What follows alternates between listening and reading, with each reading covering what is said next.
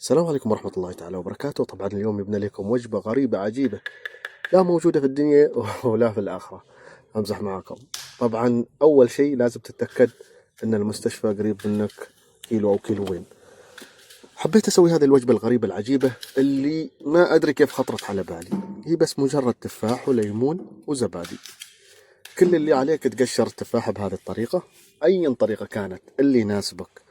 وأفضل أنك تسويه كعصير، يكون أفضل. ولكن لما تكون تتابع أفلام أو ما شابه ذلك عليك تجرب هذه الحركة.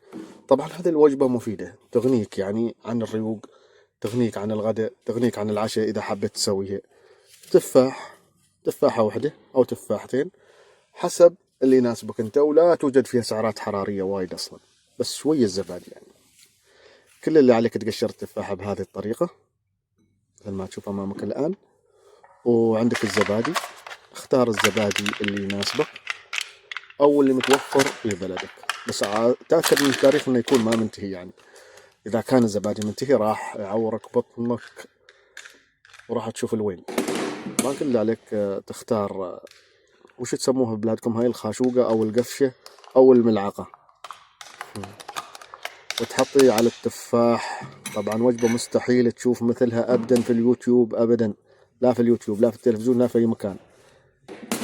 بعد ما تحط الزبادي بهذه الطريقة تقشر الليمون، وتأكد ان الليمون فيه ليمون يعني، ما كأنك تعصر خشب. مثل ما تشوف قطعة الليمون انت بهذه الطريقة، ويكفيك طبعا 3 ليمونات من هذه الصغار. واذا كانت ليمونة من الكبار يكون ليمونة صفرة من الكبار، يعني فيها ماي وايد، عصير وايد تقدر تعصر عليه. طبعا شوف الطريقة كيف اعصر الليمون، حاول تعصر بكل قوة.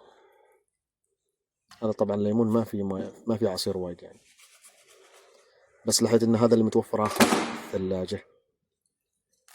بعد ما تعصر بهذه الطريقة شوف اكيد انك متشوق انك تاكل هذه الوجبة.